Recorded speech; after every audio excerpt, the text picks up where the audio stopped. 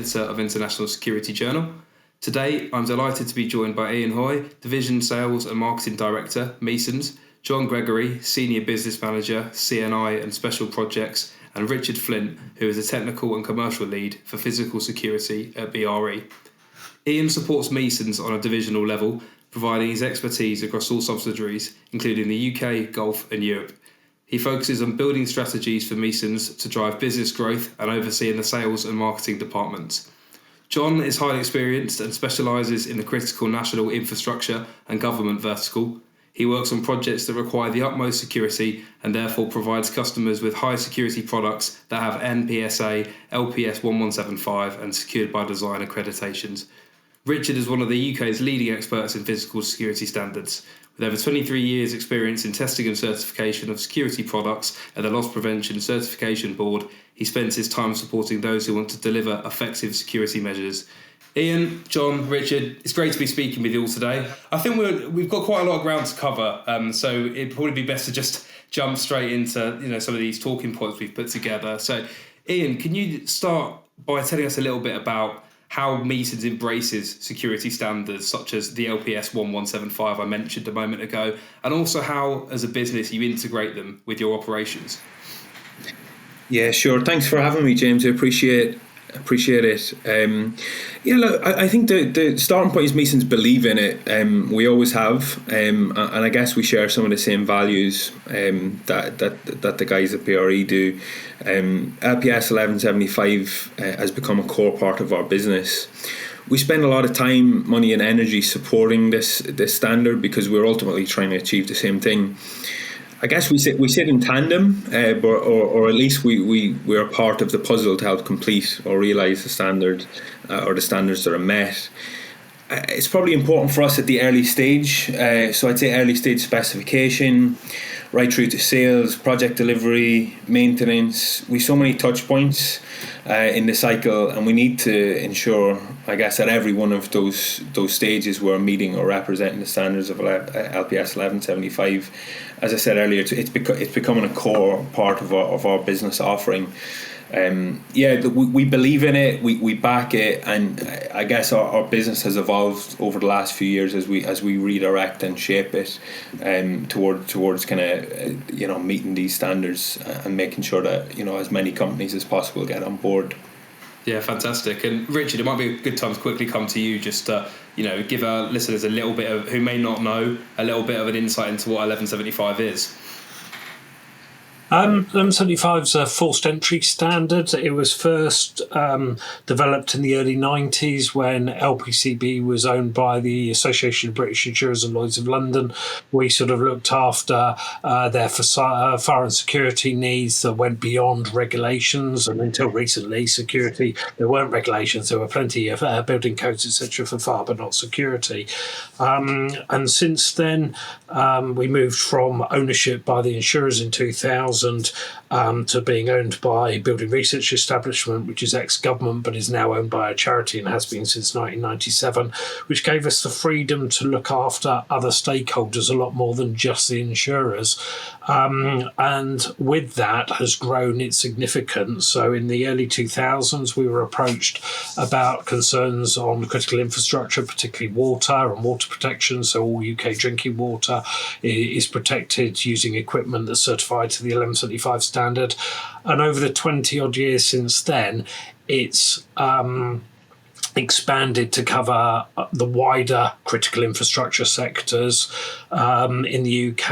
And in the last, I'd say 5-6 years, we've seen it really starting to bed down in other countries around the world. The Gulf region in particular, we're seeing a lot of demand for it, as certainly on the Giga projects at the moment, but Oman many years ago took 1175 on board for protection of its oil and gas on perimeter.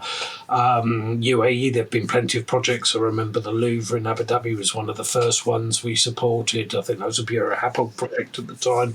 And it has just grown from there. And in fact, on Friday this week, I'm off to Singapore. We've got the Millepole Expo next week. And we're seeing a lot of demand coming out of that market. And I suppose in the very recent times, the data centre market is probably the predominant one that has really embraced 1175 as a standard that's different from others. You can engineer whole sites. You can do your layered defence with it in the way that we now have this matrix style performance classification that's based on tool set, the size, power, effectiveness of the tools, and the risks to the user. And along the bottom is the delay on that matrix, which is what people are trying to build up. Is that delay that buys time for detection and response. So it's very unique in that sense outside of government standards, both UK, American or other governments. And we're seeing time and time again specifiers, when they're becoming aware of it, and particularly in the data centre market in recent years, and are realising they can engineer their whole facilities, which I guess then has stimulated in particular for Meesons because they're highly active in that sector. But for others, we're seeing a lot of business when other sectors have sort of been drying up in the last couple of years post-COVID. That's really useful. Thanks, Richard. And it's really interesting to see that a global expansion of that as a standard as well, because I think that's really critical to also what you do as a business with Meesons, Ian. Just jumping back to what you touched on earlier as well, looking at how you employ that standard and how you value it and use it. How does it contribute to your approach to security as a business? Yeah, you're right. I touched on it earlier. As I said, one of the first comments says we believe in it. So we've seen our business shape and reshape and mold towards this standard. And I know John will probably speak of it in the future or later on in the chat. But it's we spend so much energy and time redirecting or directing market requirements to facilitate the meeting of the LPS standard. It's extremely hard to counter the values and the raw facts of what it offers. So we're very lucky to have such a diverse range of products that meet it. But we are constantly developing and advancing what we offer to ensure that we're not just leading the way in the sector, but we're hopefully inspiring other companies to follow suit. There's a huge amount of time that goes into ensuring that these standards are met. So from manufacturing to installation, there's a major amount of internal training that we have to constantly upkeep with. So ultimately that we know we can back up what we're offering. We need to be super proactive on the top of our game. So it's reshaped the Meesons business over the last couple of years, and we firmly believe we're doing the right thing and continuing to champion and pioneer it. That's fantastic to hear. John, obviously I will come to you. I want to hear your perspectives talking about some of the examples where you've adhered to this standard and how effective it's been in enhancing the posture of high security buildings, but also critical infrastructure as well. Can you tell us a little bit about that, please? Certainly, James. And the majority of critical national infrastructure projects, unfortunately, can't be disclosed due to NDA and obviously security classification. There is, however, a number of clients that have been successful in utilising the NPSA and LPS rated products to enhance building security posture. I'm unable to provide the information on NPSA rated projects. There is, however, evidence that LPS 1175 certification strengths are very positive and are providing secure services and a way forward for clients. Independent verification of LPS 1175 involves rigorous testing by accredited bodies, and this ensures for us the security products like security portals, security revolving doors, fences and doors and shutters, etc., meet the specification level of resistance against forced entry, and that provides a reliable benchmark for all LPS 1175 considerations. with the different threat scenarios, varying toolkits and attack duration, things like that. This allows the security professionals to choose the products with the appropriate security rating to obviously the risk and the attack of the critical national infrastructure. LPS 1175 promotes a layered security approach, while an LPS 1175 rating on its own offers a significant layer. It's often used in conjunction with other security measures like alarms, security personnel, to create more of a comprehensive defence system, which obviously we get involved in on all of these projects. The project examples that we could highlight would be a secure data centre where they've implemented LPS 1175. So they have the certificated portals with fence lines, with a significant hardened introduction to the access area.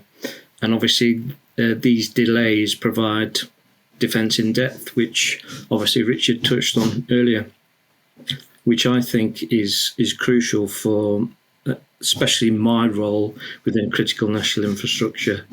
And obviously we preventing the data breach for particular data centres. While specific cases cannot be really disclosed, the enhancement of LPS 1175 to us is really top class in terms of the way the products are tested. We've seen it in the past where specifications are watered down. So LPS does away with all of that. It certainly eradicates it for us. It also places a position and approach for stakeholders like architects and specifiers, so they can actually approach LPS and choose the product proportionate to their security threat measures, which I think is fantastic for every building. Should have that. They're not, the impartial advice coming from Richard and the organisation has been, paramount for end clients, and I often get Richard involved in them. It should also be considered that security professionals will use this for things like standardisation. Insurance companies, facilities may want to drive down their insurance rates by providing, a certificated product. And overall, LPS certification serves as a valued tool for high security buildings for critical national infrastructure by ensuring a strong baseline for physical security, and that allows for a targeted approach for defence.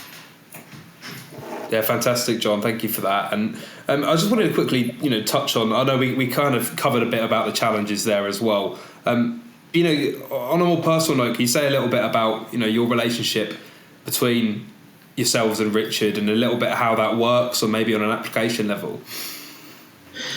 Well, each project is, we don't get to see all of the influence within a project, but the high security building face a number of unique security challenges, and perimeter intrusion. This involves unauthorized individuals attempting physical entry to a building or property. Security measures can be considered for perimeter LPS 1175 certificated fencing, barriers, anti-tailgating, portals, secure revolving doors and turnstiles. These are rigorously tested, as we know, to ensure they can withstand certain levels of attack.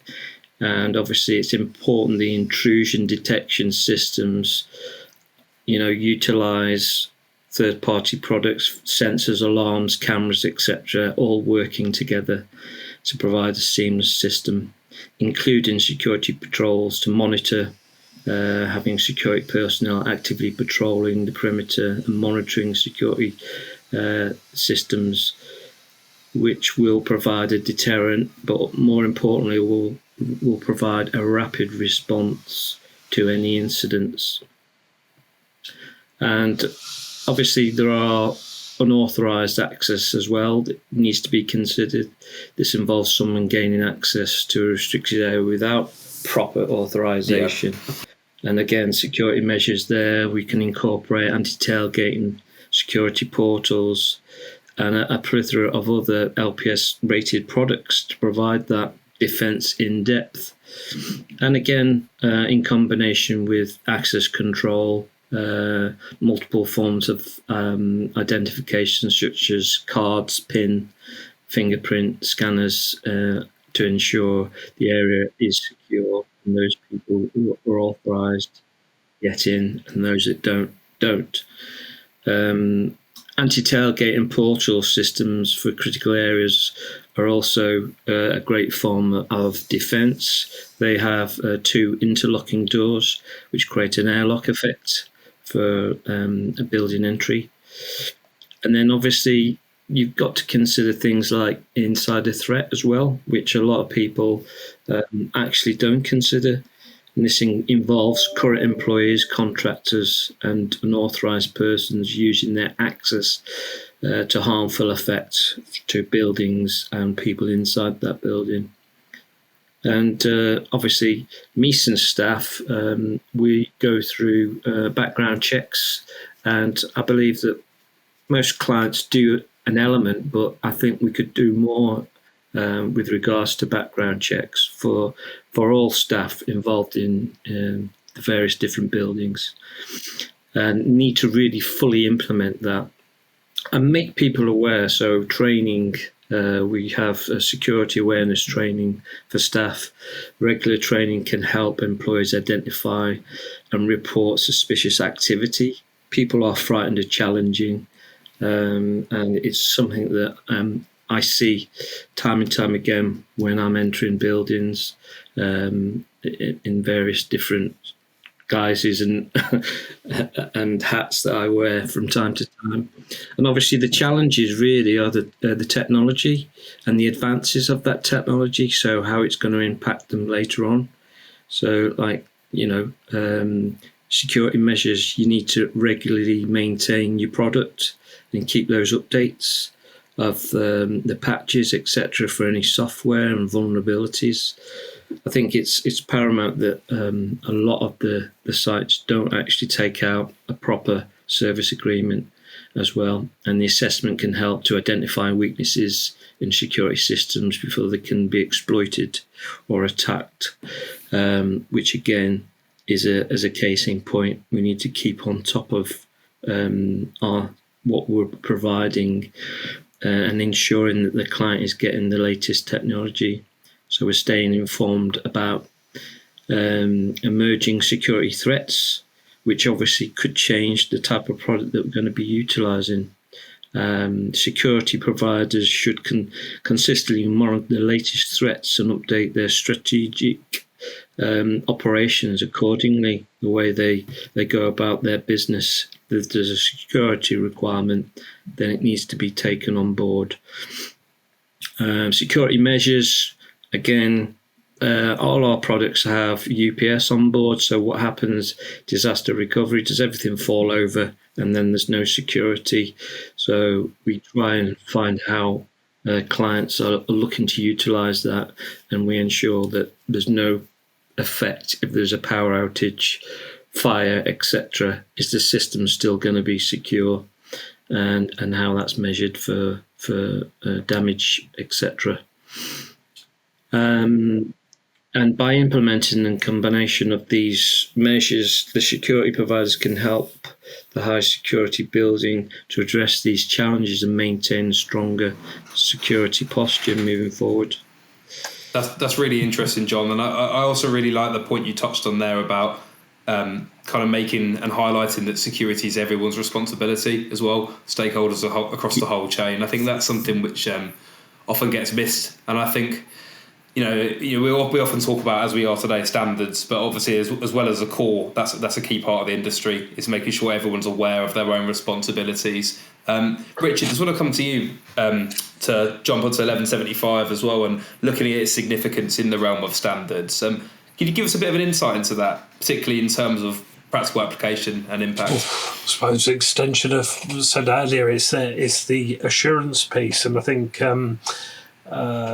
the guys have sort of hiding their lights under a bushel, because I remember when the then owner came and spoke to me about getting 1175 was in relation to a high-profile site in London who had gone out to market sometime beforehand and asked for portals that met 1175 standard. There weren't any at the time. They weren't the first to have asked for that because of concerns of risk to life within a potential MTA type scenario, which they were very much. That was high on their threat register. They'd seen others in that sort of environment targeted and seen a loss of life. And unfortunately, what they experienced as a specifier wasn't unusual at the time, that a lot of manufacturers held what they claim certification to the European standard, even though by rights these sort of products actually fall outside of the EN 1627 standard.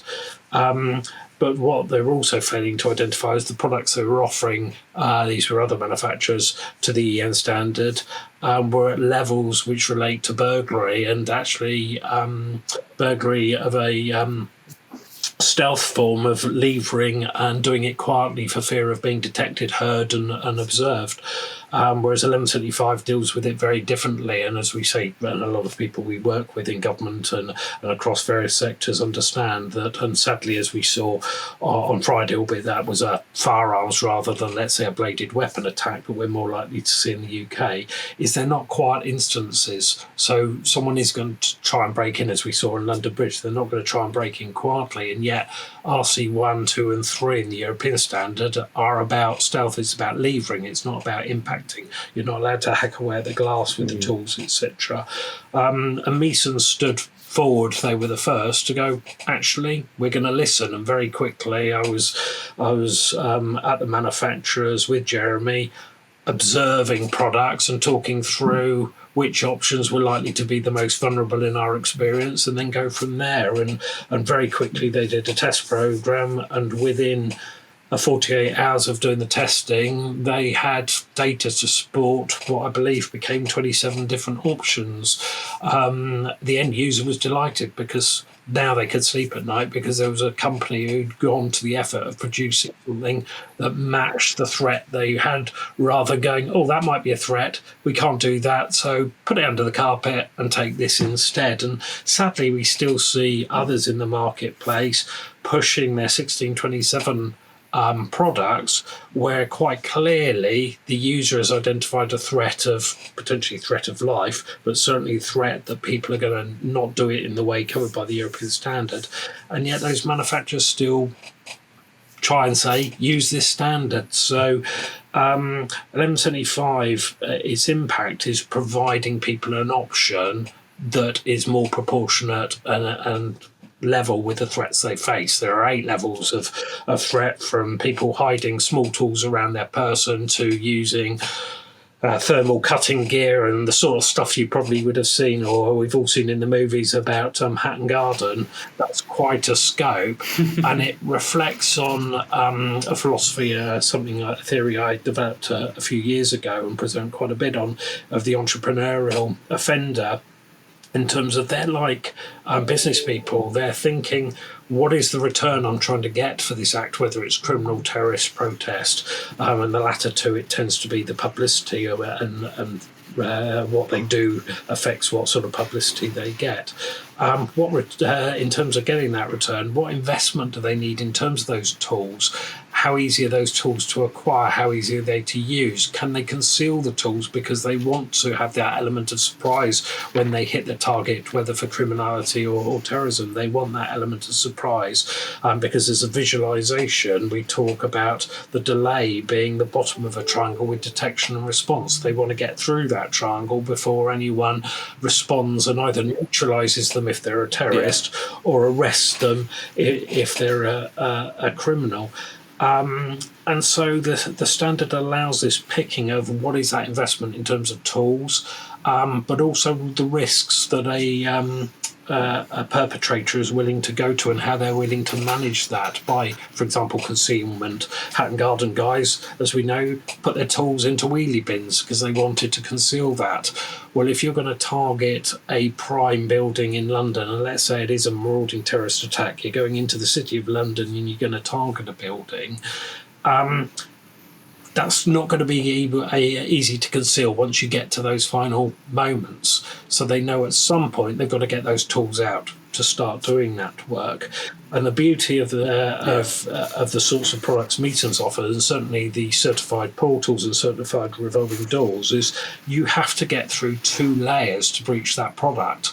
So the quicker a site can lock down using intelligence or natural surveillance or artificial, what we used to call eyelids, the clever CCTV imagery detection software to pick up on, right, something's happening, and as NPSA guidance covering MTA says, is locked down really quickly.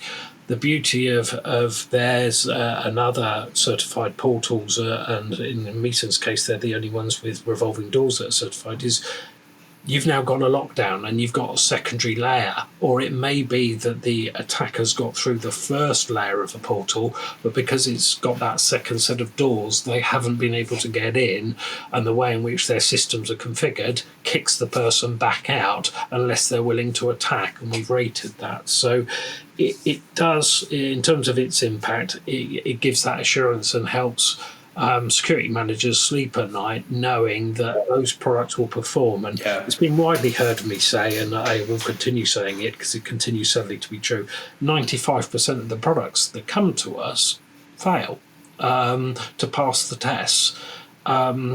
And that is the difference, that the standard and the work we do is it's a sieve that gets the wheat from the chaff. It gets the poor products that you can invest heavily in, probably cost the same as a certified product, but are far less likely to offer the protection you need. And when it comes down to life safety in an MTA situation, that is absolutely fundamental. Yeah, I mean, Ian, you look like you were about to jump in and say something. No, I'm probably just getting excited what Richard's saying. It mirrors our what we speak. I know I've touched on it a couple of times. We believe in it, we back it, we support it, and we're continuing to do that. We want to advance. We want to offer more products that will meet these standards. I think there are probably too many people who do not get on board early enough. And it's usually, in the case of security, it's when something happens, then they react. We need to see a big shift in kind of that change of people thinking proactively and what could happen. But the work that Richard and his team are doing continue to kind of break ground and spread the word. And for myself and John and the rest of the team at Meesons, we're here to support and continue to support it. So I was probably just getting a little bit excited what Richard said. It resonates with what we believe in. No, it's great to hear, and obviously, we talk about spreading the word and promoting that awareness. Obviously, that's a big part of why we have these conversations. But Richard, moving back to you quickly, with your BRE hat on, can you tell us a little bit about how you do collaborate with other stakeholders in the industry? Well, a wide range of ways. In fact, in some ways, sort of touching on what we covered just now is, and the guys, I think John mentioned a few times that we support them. We obviously have to support all our clients because we're a certification body. We have to have that impartiality. We treat them all the same. On the big hand with the policemen, we're making sure that the products they offer to market are compliant. But we also want them and end users to be successful because if we're not working with them and helping companies when they have those failures, and that's not by design because we're not allowed to do design work, but just how we frame the testing and things helps manufacturers through that process. The 95% failure rate stands for itself, that we're not going soft on any manufacturers, but when they get that product and it's through, we want them to be successful because their success is also the success of the people who are buying the product, who've then got the satisfaction of knowing that their assets and their people are protected. And a big job that we have and sadly continue to have is what I touched on just now, is this specification issue, is getting calls from people like guys at Meesons to go, look, we're on this project, 1175 has been specified, but the specifier is going a little bit wobbly, the procurement are going a bit wobbly because they're being offered something at 20% off that meets this standard or doesn't meet any standard. So we step in to work with them to help defend that specification. Or if it becomes evident that the specification isn't proportionate, work with the specifier in terms of what other rating might be appropriate. They may have gone a little bit OTT in terms of the tools they're worried about for the environment. This can happen. But there, I have to stress, again, we tend to push that towards qualified consultants, because although we know and understand quite a bit about threat, because we have to write a standard that dovetails with the needs, we're not experts in terms of doing a site-specific threat assessment. So what we try to do is more use our understanding to match what they've identified with the levels in the standard, and then they can go out to market and put out those tenders. So that's one part, as you've probably seen, and certainly I would say heard, most people have heard, and some people will complain about the noise. We obviously work with manufacturers going to exhibitions around the world. We were at Intersec in January. We've got the security event in a few weeks' time. We've got ISC in September, and traditionally we've also done live testing. Where it all started was with Jerry and the guys at IFSEC, helping to demonstrate what does certification mean. You see in the Red Book, which for those who don't know, the Red Book's the list of all the products we certified to 1175. That's a tick in the box. It performs, but people don't learn from what performs, they learn from what doesn't. So thankfully we're able to work with a lot of partners in terms of them providing examples of non-certified product that we can do demonstrations on to show, look, these are two doors. And I always remember this example where a large international bank head of security for EMEA was watching, and he was looking at these two doors, and I said, well, which one do you back? And he picked the one that our guys kicked and forced their way in let's say 20 seconds, 30 seconds, whereas the other one had a 5-minute rating. And that's what it's about. How, as a specifier, can you take a look at two products, let's say portals or revolving doors, from 2-3 different manufacturers, and how can you tell the difference in how they're going to stand up? And you can't. And that's what we do. In the laboratory environment or in the factory, because a lot of the testing we do is actually conducted by us in the factories, is we're acting as a specifier's eyes and finding out what does it really do. Because if it wasn't for that, specifiers started saying, well, we need to have that assurance. Imagine a world where every specifier wanted to do their own attack tests. The costs of the equipment would soon shoot up because of the cost of the samples to do all that. So we do a once test, or maybe a test and some retests for modifications to overcome failures.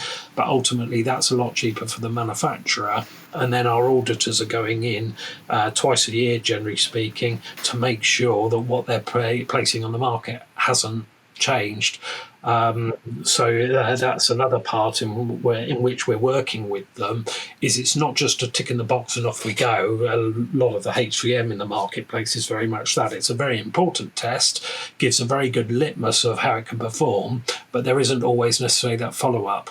With the LPS standards, there is that follow-up to make sure that the factors affecting performance are managed so that the products placed on the market will deliver that protection, whether life safety or of assets.